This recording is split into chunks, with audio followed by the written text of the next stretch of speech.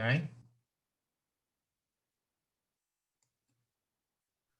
Welcome, everyone. This is our first Salty Dog webinar of 2021, and we are starting out with a winter webinar series, part 1. And today it'll be Bob Osborn presenting Cruising the Lesser Antilles. Bob is both our Salty Dog Antigua port officer, and he's a Salty Dog ocean class sailor. So go ahead and take it away, Bob. Well, thank you. And I'm very pleased that we have such good attendance today. It's just terrific. I will say, my wife Brenda and I have cruised really pretty much from Maine to Key West and through Cuba, the Bahamas, and most of the islands from the American Virgins down nearly to Grenada. And we really enjoy the Lesser Antilles. So today I want to talk a little bit about some of the things that are going on down there right now, and to maybe look into the crystal ball for next season. But in particular, I want to get started with what happened this year. And I'll also highlight some of the special events that occur in these islands during the season and how you might coordinate or organize your cruise for a winter of cruising down there. So I just want to state, those of you, I'm sure most of you are aware of Salty Dog. It's a terrific group. As Barbara said, I'm on the board. I also believe it's important to be involved in other organizations. The Flying Fish is the Ocean Cruising Club. I'm a member of that group as well, as I am a member and a Commodore member of the Seven Seas Cruising Association. All these groups have their own unique benefits, and I won't talk about those at this time, but focus certainly on what we're going to be doing next season. This is Brenda and me. We have been cruising together since the 70s. I will tell you that Brenda is not the most enthusiastic cruiser, but she's been very good, and we've been sailing together really for over 40 years. Hopefully we'll see you down there next season. This is Pandora. This is our boat, and you can see we're members of all these different groups. Pandora is a 2006 Aerodyne 47, a composite sailboat really designed for ocean cruising. It's a great boat. Unfortunately, they only made 3 of them. So when you see one of these, it's probably ours. Hull number 1 is actually in the Azores right now. Excuse me, in Portugal. The Salty Dog crew, this is not all of them, but this is the group that participated in the flotilla last spring with almost 200 boats coming back from Antigua. And that's another story, or from the Caribbean. But it's a great group, and I definitely, if you're not a member, I encourage you to join. Every fall, in the last fall, actually, this is the list shows the boats heading down from Hampton to mostly to Antigua, some to the Bahamas. We had 50 boats. Normally we have 80 or 90, but even in spite of the pandemic, we had very good attendance. As you can see, this is a pretty straight run, but obviously by the last slide, you see that very rarely is the run south an easy run. But once you get down to the Caribbean and to Antigua, you've done all of the easting you really need to do. And from there, it's a reach virtually everywhere. It may take about anywhere from 10 to 14 days to get to Antigua. Going home takes a lot less because of the prevailing winds. So today I'm going to talk about cruising the Leeward Islands, which is the northern half of what you see on your screen, and the Windwards, the southern half, the Lesser Antilles being all of these islands pretty much from the American Virgins all the way down to Grenada, the Greater Antilles being Puerto Rico west to Cuba.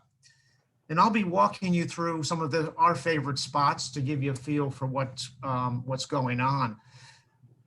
Basically, where we get started is in Antigua, as I mentioned. You'll see this slide shows the relative location. Barbuda is part of the same island chain and or of the same nation, and they're about 30 miles apart. Antigua is far from the largest island, but one of the things you have to keep in mind as you cruise this area is the winds are relentlessly out of the east with very rare changes. In the last 3 years of being down there, we only saw western component wind once or twice, and it was very short-lived. So in approaching Antigua, we generally recommend you approach from the east. And I'll talk a little bit of why that's important in a little bit longer, or a little bit later.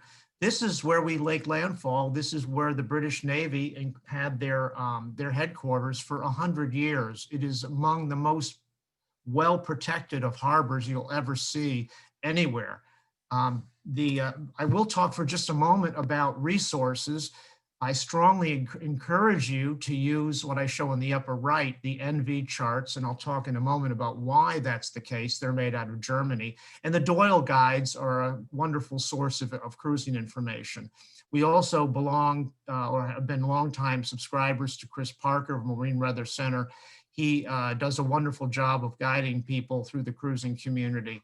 I'm not a scuba diver, but if I were, I would probably buy the complete diving guide, also one of the Doyle guides. I talk about the NV charts. This is what I have on my iPad, and is very similar to what I have on my Ray Marine system, and that's the Navionics charts. As you can see, there's a modest amount of detail there. What's really striking is the difference you see in the NV charts. And I won't go into a lot more detail except to say, you just can't find a better quality charts for this area. They're available both on a PC format and also on an iPad. I'm not sure if they're available on a plotter at this particular time. So what we do is we leave an iPad plugged in, as well as those charts. And the waypoints are pretty consistent, but when you get in close, the NV charts are definitely better. This is the fleet that was down there this year, most of the boats. I point this out because if it weren't for the Salty Dog, really the only major rally that ran beyond the arc, or major activity that's been running beyond the arc this year, if it weren't for the Salty Dogs, the Antigua would have been pretty vacant early in the season. Make landfall in English Harbor. This is an off-season photograph of what is, I regard as perhaps the most beautiful place to make landfall I've ever been. And but it was not always that way. It was fallen into great disrepair after the British Navy abandoned it at the end of the age of sail, so to speak. And it wasn't until the 1950s that it was restored, and now it is a World Heritage Site with UNESCO. The Nicholson family, who known as Nicholson Yachts, really got that ball rolling. These are the two primary harbors. On the right is what was at the time the naval headquarters. It was a protected harbor only for Navy vessels, and on the left was the commercial port. And you'll see a lot of space. This is in fathoms, excuse me, in meters, and so there's plenty of space to anchor, and it's quite a large harbor. Many people will tie up in the dockyard or in the here in the outer harbor of English Harbor. It's very well protected, and you can anchor there. Unlike many areas in the U.S., most of these harbors are pretty free of moorings. There's moorings available if you want them, but they're really not necessary. As a rule, we recommend, or it's not a rule, but we strongly recommend that people tie up in the dockyard med mooring. This was really Brenda's and my first experience, and it was a little scary at first, but med mooring with good support from the dock staff need not be as scary as you would think. And as we get closer to departure in the fall, we'll be talking more about the process if you're not familiar with that. I can't really emphasize enough how beautiful Nelson's Dockyard is. It's been so well maintained, and one of the unique things about it is, unlike so many other restored areas like Colonial Williamsburg in the US or something like that, this is a real working dockyard. There are services. There's really only one t-shirt shop in the whole facility. It's really dedicated to everything from marine survey to diving to sail making and so forth and so on. And many of the components of the original dockyard, like this, these are the pillars that held up the floor of the sail loft, and they would row in gigs into this little cut and hoist them up inside of there. As you can imagine, they were quite large. This is now the home of the Admiral's Inn. It's really an important organization for us, and the owners host many of our activities.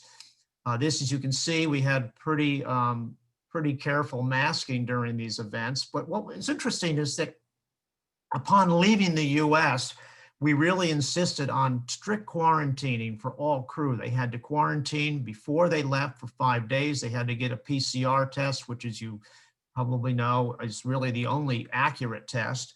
And then they had to keep health logs for the entire trip down. And out of 200 people, crew and skippers, we didn't have a single illness. That was really important. And when we got to Antigua, they welcomed us in with their normal protocol, but because we had been so strict about it, they were very, very flexible, even for those boats that stopped in Bermuda for various reasons and might not have the full 2 weeks of quarantine. So it really worked out quite well. And Astrid and Paul of the Admirals Inn are very, very supportive. Their brother, sister, they were both born on the island, and it's a second generation. It's a beautiful place. We have a lot of activities upon arrival, and I'm focusing on this because during the January timeframe, there's a lot of very strong wind. They call them the Christmas winds. So it's not very practical in most years to leave Antigua until those begin to subside towards the later part of January. This year, the winds were a lot lighter than normal, and so many of the cruisers stayed put. Plus, to leave from island to island this year is very complex with 2-week quarantine and additional testing. So most people are just opting to hang out in Antigua. I'm not going to give you a blow-by-blow for cruising Antigua. It's just sufficient to say there are lots of really fun harbors. But for the arrival period, for about 10 days, we put on events almost every day. And that means that the faster boats, first boat this year got in only 7 days, and the slowest several weeks later. Most everyone, with very few exceptions, were able to participate in some of the arrival events. There's lots of informal events that are held, not only in Antigua, but all through the Caribbean during the cruising season. It's pretty much to say, people often say, are you lonely when you're cruising? And the answer is absolutely not. The real issue is you hang out with your friends, and there's kind of a movable neighborhood going from island to island. When you want to have fun, you can have fun. When you want to just sit around and collect your thoughts or maybe recover from a little too much rum, you can do that too. But there's always opportunities to hang out. This is a pre-pandemic shot below on Pandora of this group of people that we cruise. We're about 15 of us, 15 boats that cruised much of that winter before the pandemic struck. And I should note that I've been in pretty regular touch with the authorities in Antigua, and it looks like they're going to start getting their vaccines at the end of the second quarter, or perhaps on the second half of the year. We're hoping, and we'll see how the new administration does here in the US of getting everyone vaccinated, but we're really hoping by next fall, we'll be able to have a fairly normal cruise down. The big question mark will be how the other islands are able to handle the vaccinations and how they are about quarantine and so forth. But I will say, regardless of what happens, Antigua has shown they've been very, very effective in keeping the virus at bay. There's been less than a handful, literally less than 10 fatalities, I think 6 in this entire time. And that's out of 100,000 people. Their infection rate and fatality rate is about 1/20th of what we've had here in the United States. Unfortunately, we've not done very well at it, but they've done really well. And the reason for that is because they've been extremely aggressive.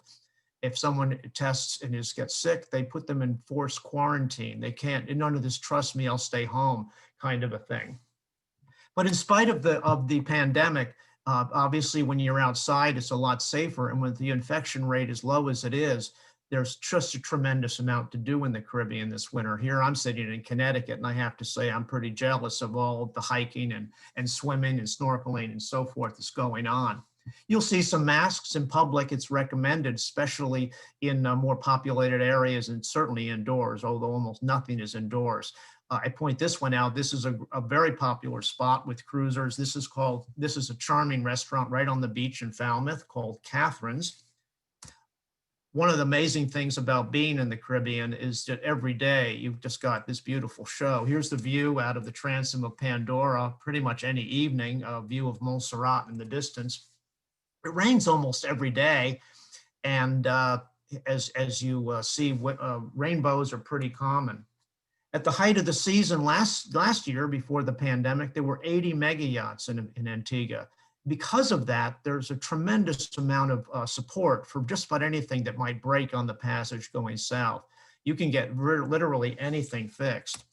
I personally enjoy really watching the sort of eye candy, so to speak. This is a Maltese Falcon built for the late Carl Perkins, one of the major investors in Google and Facebook in their early days. He made a lot of money.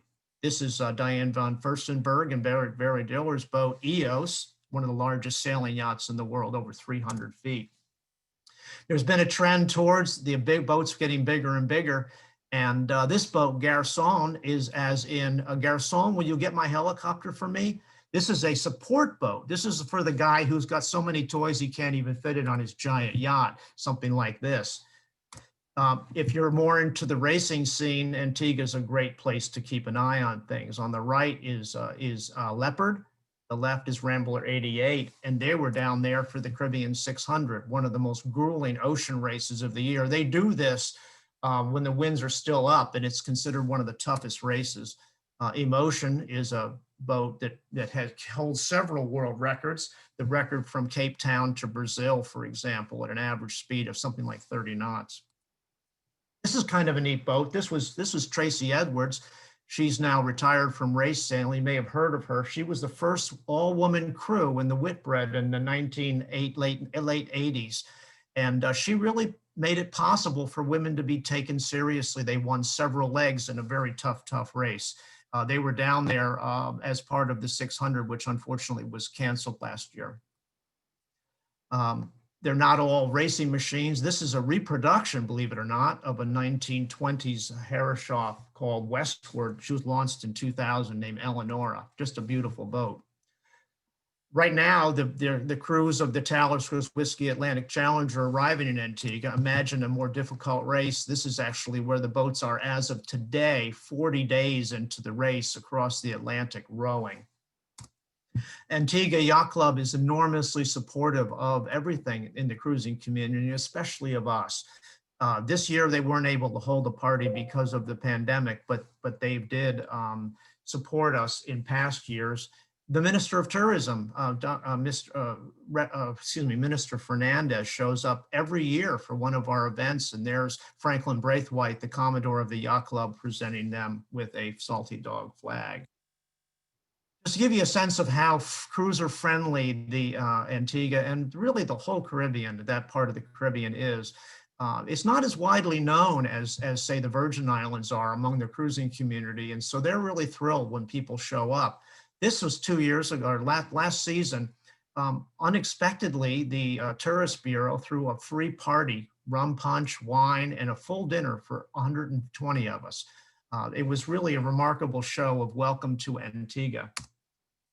One of my favorite activities in Antigua and the Caribbean is drinking rum. That's me in the foreground with my white shirt on. I was addressing the entire or many of the fleet members of the Salty Dog to an evening event of the Antigua and Barbuda Royal Navy Tot Club, a long history of sharing tot of rum in Antigua in a celebration of the Queen.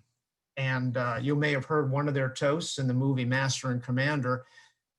To our wives, sweethearts and wives, may they never meet. That's a real toast of the British Navy. That was stopped in 1971 for obviously PC purposes, but it was restarted in 91 and continues to this day, every day, toasting the Queen. They even have their own official rum. So some people go home for the holidays. This year, very few did because it was just so much more difficult with the pandemic coming back and going through another 2 weeks of quarantine. But every year they put on fireworks, and I understand they did it this year as well. There is just nothing quite like sitting on your boat in an evening with a light, balmy, warm breeze blowing over you watching the fireworks. Now we're going to shift gears a little bit and move down island. The thing that I want to point out is from one end of this area, Antigua down to Grenada, is about 300 miles. It's just after 1,500 miles of getting to Antigua. And I will say that the run to Antigua can be challenging in the fall with southeast winds and strong winds and variables and so forth and so on. But once things settle down in mid-January, you have a very consistent winds of 20 to 25 knots, pretty much on the beam or a close reach, down and back. And that really makes for some very unique sailing. In the Northeast, we have a tendency to think that we have to plan everything based upon weather windows and whether the wind will be coming back from the west or the southwest or the northeast or so forth during the summer. It's the same all the time in the Caribbean.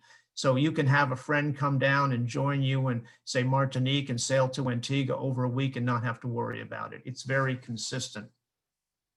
The first leg you would take normally once things settle down is from English Harbor to Daya, Guadeloupe.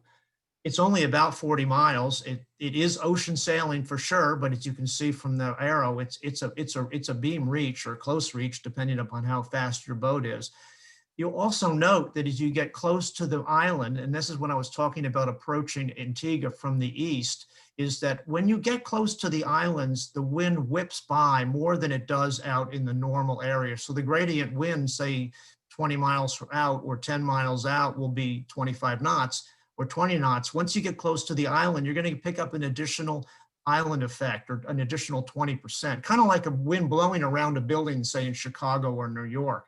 So you can expect that, but it's going to be over with in about 5 miles. Now, one of the unique things about being in Antigua, in really the whole Eastern Caribbean, is that every island has its own very unique character. Guadeloupe is French, and this is Daya. You have to be careful about when you go to Daya because the islands has very, very high mountains, and under certain circumstances, when the wind is quite strong, it can really whip through here and cause it difficulty in staying anchored. You have a tendency, or certainly when the winds are piping, you can drag, and that's not a good thing. One of the unique things is you just wait and it's you stay involved with the local nets and so forth, and you'll find out when conditions are favorable. It's not a long run. Everything really down there is really a day sail. As you go further south, the islands get much taller and you have thick, deep rainforests, and agriculture is very popular or is very good. So virtually every place you go, you have a tremendous variety of produce. There's a number of beautiful botanical gardens. The one in Daya is definitely worth the stop. And all you have to do is call and they'll actually come pick you up, no charge. You can walk, but it's straight up a hill. It's a beautiful, beautiful place. I strongly recommend it.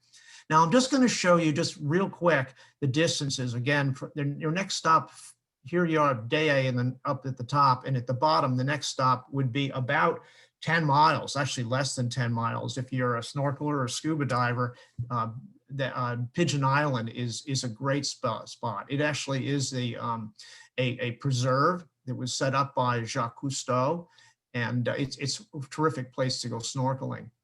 So if you wanted to continue on, it's only about 20 miles further to get down to where we generally go next. So the total of 25 miles will take you to the Les Sens. It's also a part of Guadeloupe. You still check in and you have to take a mooring there. This is the harbor you would go into. I show where the chart goes up close to shore, even close. You can take a look at those depths. We're talking about 11, 15, 12 meters. That's pretty much too deep to anchor anyway. There are places to anchor. You can anchor down over here or over here, or over to the west of the end of the island. But almost everybody ties up to a mooring because it's only $20 a day, even less if you do it for a week. And using moorings in the Caribbean is not generally recommended unless you're sure about how well maintained they are. Here, they're maintained by the city, and it's a major source of revenue for them. During the height of the season, it can be crowded. So sometimes you can come in, pick up a mooring, say down off of Fort Josephine, off of Ile Cabrit, and then move the next morning if you choose to do so. There are vehicles on the island. Most transportation is by golf cart. It's a really great spot. And up at the top of the island, up at the top, as I have here, is Fort Napoleon, and the views there are pretty spectacular. It's a wonderful museum. But this is a very charming spot. I remember the very first time Brenda and I showed up, she said, I got to believe this is the prettiest place I've ever seen. And these red roofs and the ability to go ashore, the very charming little neighborhood. You see the hill in the background, that's where the fort is located. And there are several bakeries that have fresh bread, French bread, pretty much all day long. There are terrific beaches. It's a really wonderful spot. You could easily spend a week or 2 weeks or even the whole season if you felt like it while you're there. So your next run from there is a very different environment, and that's down to Dominica. And it's only an additional 20 miles. It's a little bit more to the east from Los Angeles, but pretty much a due south course. You'll see there's really only one harbor in Dominica that people stop, and that's called Portsmouth. And Portsmouth, the first thing you're going to notice when you come around the point coming into Portsmouth is one of these guys, the member of the PAYS group, the Portsmouth Association of Yacht Security. This guy is Alexis Faustin Alexis, excuse me. He's the guy we generally use. And they really are, self-employed, out there to help you. They can arrange tours.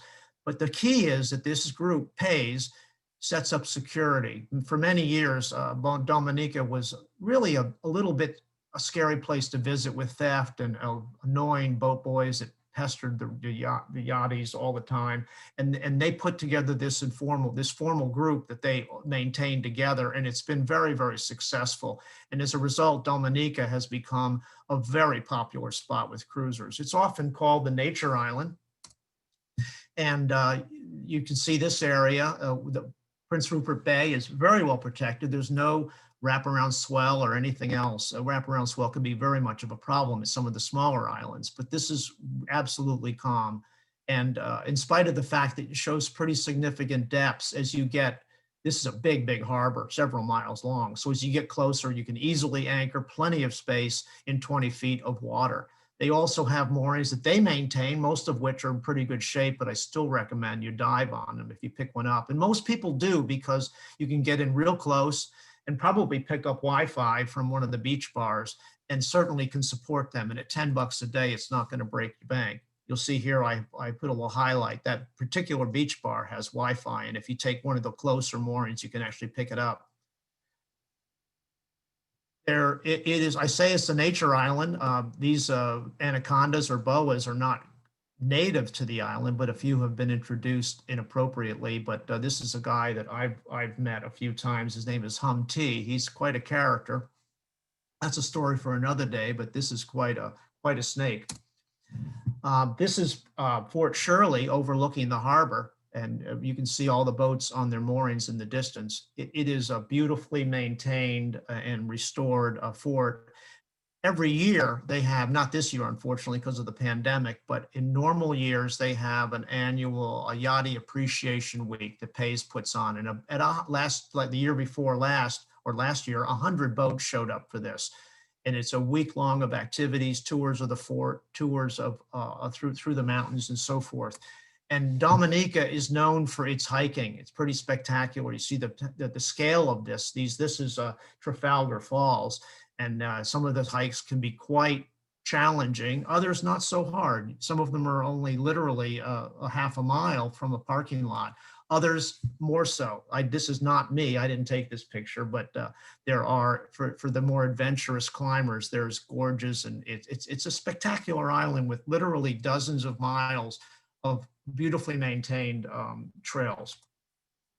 If you're into handwork, there are the descendants of the Arawaks, who were the original inhabitants of these islands. Very peaceful, creative, highly functioning society that were unfortunately wiped out by the more aggressive Caribs and then, of course, the Europeans. But there are some descendants of theirs, and they maintain a beautiful tradition of basket making, and you can visit their villages, and they're very friendly. And my wife happens to really love baskets, and we've got some really fine examples of the local craft. As I mentioned, everywhere you go in these islands, especially the ones with the higher altitudes, they have beautiful amounts of everything from locally grown coffee to vegetables to citrus and sugarcane. Of course, sugarcane means more rum. And we'll talk more about that now. The next run down is another, it's a 50-mile run, and that's to St. Pierre, which was the once capital of Martinique. And this picture I'm showing you because right now in St. Vincent and in Martinique, there's a volcano, this Mount Pelée in the background, that are actively rumbling. The one in St. Vincent is actually growing a rather alarming dome, suggesting that lava is coming up from underneath. And I mention this because the last time that Pelée exploded was in 1902. And this is a photograph of that explosion. It was absolutely devastating. 30,000 people died and in that one city. That was the capital. It was completely destroyed. This is it the next day. The eruptions continued for several more years. And it was total devastation. Only one person in the city survived, and it was unfortunate, or should I say fortunately, he was in jail and he did survive. Today, it's a very different environment, a beautiful French, really a sort of shabby chic, but a French influence. And this is what's kind of neat about the French islands is that the clearing in process, at least in normal years, is fairly informal. And in this particular case, you clear in a wine shop, and Annette, you can't beat that. This is the beaches. I point this out. In the distance, you'll see where most of the boats would anchor, and the reason is because over there it's about 20 feet deep.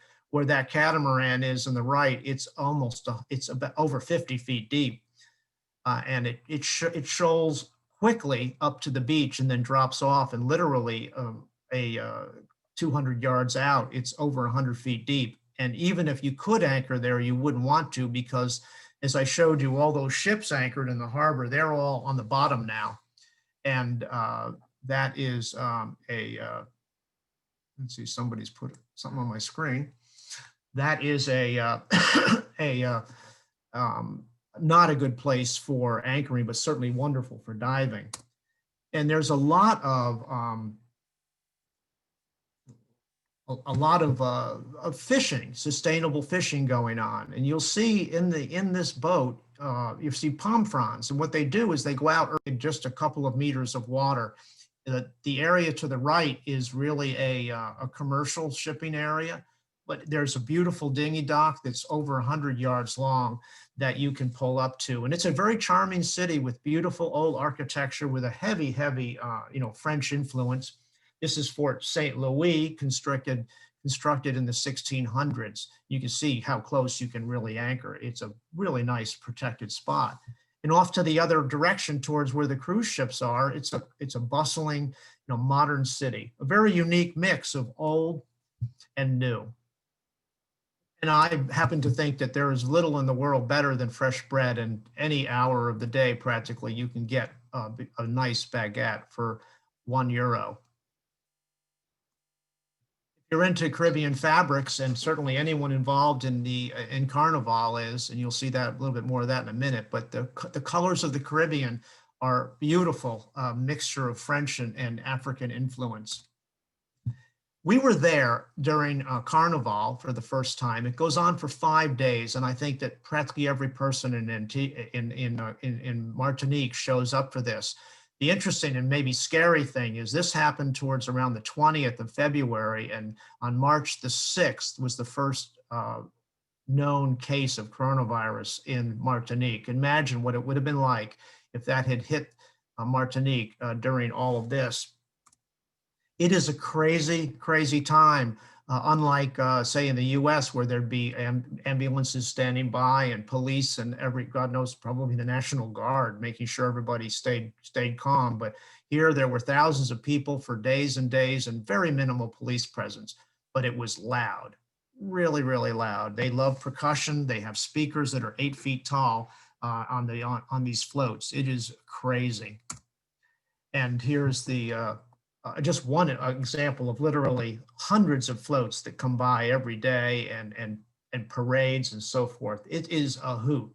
And that happens in late February. They're doing it this year. I don't know how they're pulling it off, but next year I would hope it'll be more really more manageable. But Fort-de-France is a charming place, great restaurants. You get a taste of the city. After that, you might want to head off to St. Anne, which is around the corner. It's a very different environment.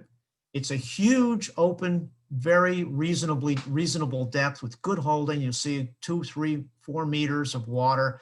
Where I put my blue cursor is the main town. It is quite charming. Terrific dinghy dock, room for loads of boats. Beautiful, again, that real French feel. And great Wi-Fi access if you want to go have a cup of cappuccino and check your email. It's really great.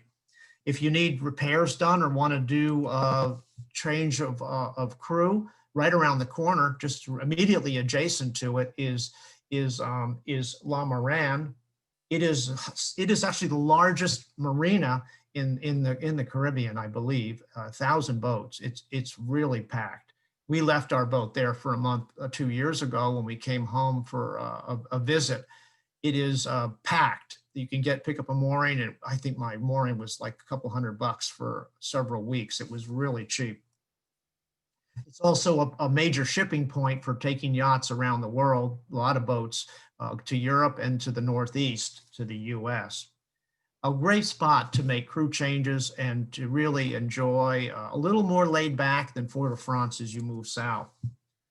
The next stop from there is Rodney Bay, St. Lucia. It's about 20 miles to the south. We hemmed and hawed about going to St. Lucia the first year we were down there because we'd heard all kinds of scary stories about people's dinghies being stolen and so forth. And I think that surely you have to be careful, and probably an outboard motor is stolen every week down there in Rodney Bay. But if you're careful, or if you go into the marina, just pull your dinghy out of the water every night, which you should anyway, anywhere in the Caribbean. You shouldn't really leave it in the water, partly to keep it from getting fouled or maybe going on holiday without your knowledge, but certainly to keep someone from being tempted to take it. So what we do is we pull it up in the davits. In St. Lucia, we would lock it to the boat too, just to be on the safe side.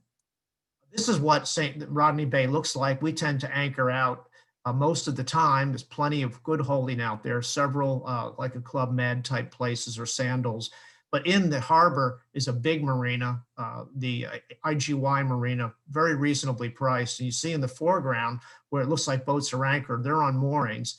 The water in there is really foul. I do not recommend that, but that's a pretty convenient spot for hurricanes, and that's what they do with all the charter boats. We ended up staying in that marina for a month because of the lockdown, and it was very reasonably priced, probably a fraction of the cost of a U.S. Marina.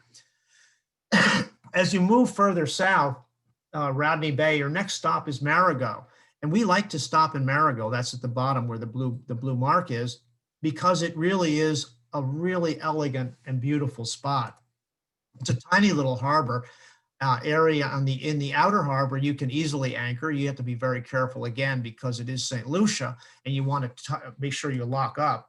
But in the inner harbor is a spectacular Marigot Bay resort, and for $30 a day, you can take a well-maintained mooring in a pretty clean harbor. It's clean enough in there to swim, and wake up to this view every day. And this is, no matter how hard it's honking out in the ocean, it is dead calm and beautiful in this harbor.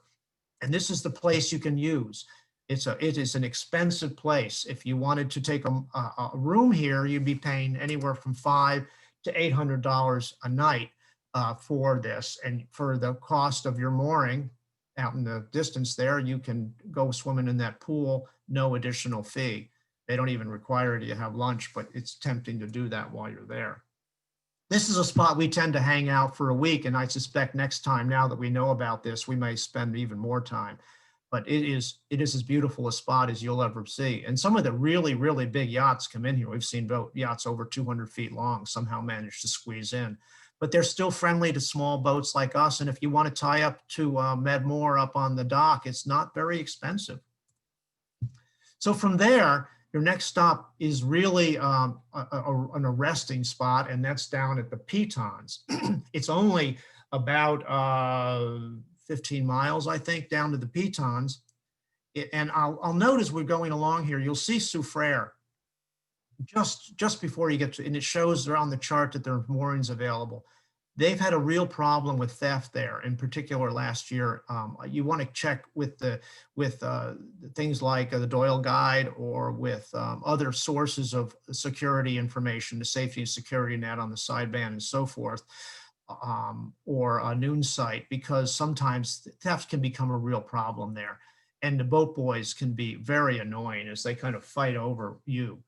But we still have, I would still recommend that you take a look at the pitons. We've had pretty good success there, a little bit of being pestered by the boat boys. And I say boat boys, what they do is they want to help you pick up a mooring, which is helpful actually, but you don't need 3 people doing it. But the thing, you do have to get a mooring, and you have to get approval or get a permit from the Parks Department to tie up here in the pitons.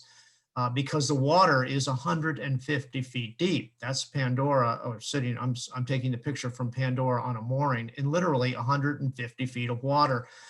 These are maintained by the Parks Department, but even if you're wanted to anchor, it drops off so precipitously, it's impossible to anchor. The snorkeling and diving, and if you want to do rock climbing, there's guided hikes up the Piton. These are extinct volcanoes. The view from up, there's a restaurant called Dachine at Ladera, an absolutely beautiful spot for overlooking the pitons and the harbor below. Beyond that, and we're getting close to where, as far as we're going to head south here, your next stop would be Beckway at the bottom. St. Vincent, most cruisers, and I think almost everyone will say, sure, we stop in St. Vincent. I know somebody does, but as a rule, most cruisers tend to skip going to St. Vincent, because there's really no good harbor. The water drops off really fast. And as you sail past these islands with the strong winds out of the east, on the leeward side to the west, there is often a kind of the wind will come over the island and then come out with a light wind from the west. So now you've got an onshore breeze. You would drop your hook on the drop off and then tie up to a tree, which I just find that a little bit daunting. So we generally skip that. And even then, that's only a 50-mile run from the pitons down to Beckway. And if you want to leave directly from the top of St. Lucia, still a 70-mile run is something you can manage in a day. So as you go into Beckway, this is the place where the Easter Regatta is held every April, and it is amazing. Boats come from all over the place to race.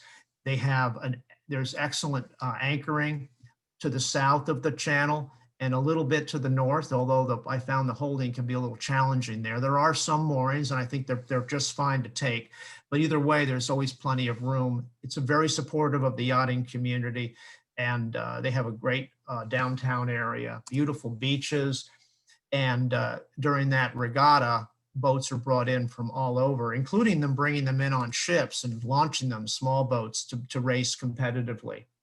If you want to have things made for you, there's a great tradition of canvas work and support for boats down in this area.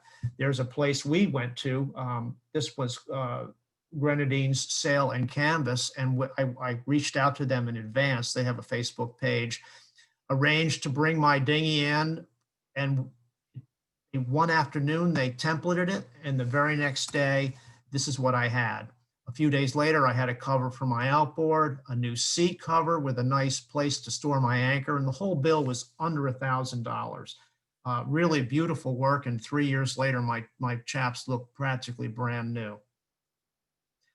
Now, we've spent a little bit of time in the Grenadines, and I'm not going to really talk much about that today because I want to keep this from running on too long, except to say this is, if you enjoy the Bahamas, you'll love this. And you can see from the markings here, there's pretty significant currents coming through here. Unlike the islands to the north, these are not volcanic. These are in shallow, built up much like the Bahamas. So they're much, much lower, very, very arid, but really quite beautiful. And you can see an example here of how many reefs and places there are to visit. view from one of the higher islands, you can see it looks a lot like the Bahamas. It's quite beautiful. And as you go ashore, it's really very rural. There's not a lot of people there. Some of the places you can anchor, you're pretty much by yourself. You can have beaches that are just your own. So what we recommend is what you're really talking about is a season where you're cruising in a very small area that's only, say, half again longer than Long Island Sound up in the Northeast, 300 miles from Grenada all the way back up to Antigua. So as you consider a couple of months of cruising, I really recommend that you work your way down and then go back to Antigua, end your season there, participate perhaps in the classic yacht regatta in late April, and then consider going north or turning around and going down to Grenada or Trinidad to keep your boat there for the off season. I'll leave you with this. This is probably one of the best spots you could imagine for seeing a sunset. It's on Shirley Heights overlooking English Harbor and Nelson's Dockyard. And people tend to hang out there in the evenings, and once a week they have parties with a band and so forth during the non-COVID times. But it's a wonderful place to be, the Eastern Caribbean. And whether you're a kid or an adult, I just can't imagine a better place to cruise, to spend time and to make friends and make memories. So I really encourage you. This is the group that was down there. Actually, they're down there right now. There's 200 Tulsi dogs hanging out in Antigua, just enjoying the sunshine. And they wave to say hello. In the spring, there will be a rally back to the U.S., leaving from the U.S. VIs after starting in Antigua. But maybe you'll be with us. I'll be there. I'll be going to Antigua with the 2021 Rally to the Caribbean. So with that, I will ask for questions. And I really appreciate everybody participating today. So Well, thank you, Bob. Yeah. Let's give everyone a minute. I'm sure you've got some questions, everyone, but I do want to say thank you, Bob.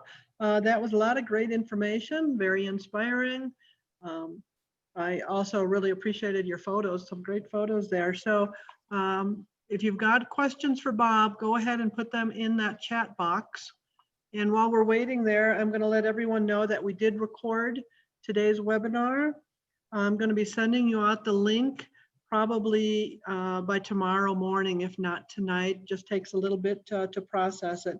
We do record all of our webinars. So if you can't attend, feel free to register and you'll still get the recording. Now, I should also say, I'm seeing some questions come through now. We'll be scheduling, as port officer, I'm in regular contact with the people of Antigua. And as I said at the beginning of this presentation, we really don't know what's going to happen next season, but what we do know is that the Antiguan government has been very supportive of us, and even under the greatest of restrictions that we have right now, they still managed to welcome us to Antigua. And I have no doubt that as we get further along in the summer, there'll be much more information to share, and we'll know that we will schedule an additional briefing on what we think cruising in the Caribbean will be like next season. So let me take a look at what's here in the box, questions.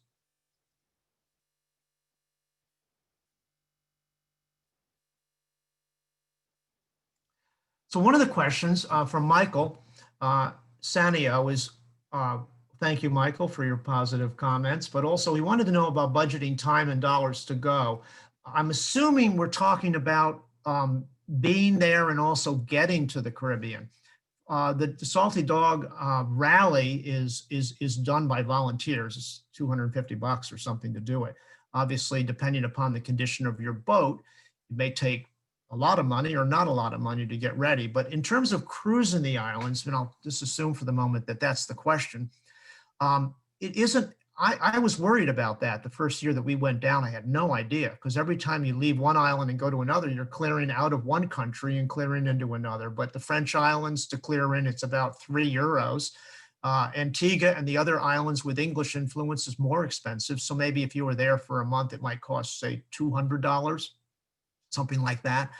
But pretty much the services down there are less expensive than the US. Antigua is more expensive because it has a much bigger yachting community, but still less expensive than the US. Storage is a fraction of what we pay up here. Food is reasonably priced and pretty good variety, especially in the French islands. I hope that answers the question. It's not an expensive place. It's cheaper to cruise down there once you're there than it is to cruise in the US. And certainly marinas are a fraction of the price. In specific, when we go into the dockyard, it's 75 cents a foot per day. I mean, you can't, that's about as cheap as you'll see anywhere in the world. Another question, rally fees. I think I answered that. Non-members is $100 more, but if you pay membership is $75 a year, then the rally is another $100 less. So the and as Barbara pointed out, we have pivoted a lot in terms of how we're doing our education and now going forward, because it seems to be very appealing to people. Everything's going to be done online. We will be doing an event in Annapolis, but it's just going to be a cocktail party and welcome at the Annapolis Yacht Club during the boat show, if everybody if that show happens this year. Let's see. And Matt, thank you. I'm glad you're motivated. And I will say it's interesting. The first year we went to Antigua, I just had no idea what to expect. You know, everything I'd ever heard about the Caribbean was always the BVIs, because that's where we chartered. That's where all our friends went. I never knew anybody had gone down anywhere further. And that's really, I just took a deep breath. And once I got there, I was just blown away as to how great it was. And after the hurricane took such a hit on the BVIs, we decided in record time to go to Antigua, and got so much support for the government, we just decided to stay there going forward. Let's see. Another question from Michael. In terms of prep, what is necessary? I assume you're talking about the boat. And I would suggest if you email me, I would be very happy to talk with you. I'm actually, Salty Dog is working on a mentoring program where people can sign up to talk to those that have been there, and to talk with, just to get a sense of what's expected. How do you get ready? The seminars are designed, the webinars are designed to do that. But I'm also running a small mentoring group with a half a dozen of people that I know that are planning to run south, and you're more than welcome to join us. And if the group gets too big, we'll find other board members or people with experience to host those. Let's see. A budget range for the whole trip, October to April, including food, activities, fees, etc. That's a bit of a tough question. Let me say this. It's kind of like asking how much does a car cost? But I will say that most people who cruise spend less money. We maintain a home here in Connecticut and a boat. And the purchase price of the boat wasn't a whole lot different than the house. But I can tell you, when we get aboard our boat, our expenses go way down, even though we're maintaining a house here in Connecticut. I would, let's see, what would I spend? Pretty much your food costs will be about the same as you're spending now. If stuff breaks, you got to fix it. And it's more expensive to get equipment shipped to the Caribbean. I had a refrigerator that had to be shipped to St. Lucia, and while the piece of equipment costs the same, it cost $600 to get it there. I think that's what I had it air freighted. It was heavy. But once you're there, you're anchoring every night, unless you feel like going to a marina, and they're just not that expensive. It really depends upon equipment. And like, for example, if you want a water maker, it's going to cost you money to install that. So I think that the seminars or webinars we're putting on are really designed to help address that. Let's see. I think I've covered everything. Any other questions before we break? I'm very pleased that everyone participated. I think this is great. I love doing this stuff, and I don't don't hesitate to email me or give me a phone call. This is, heck, I'm stuck home. I have nothing better to do. Anything else, Barbara?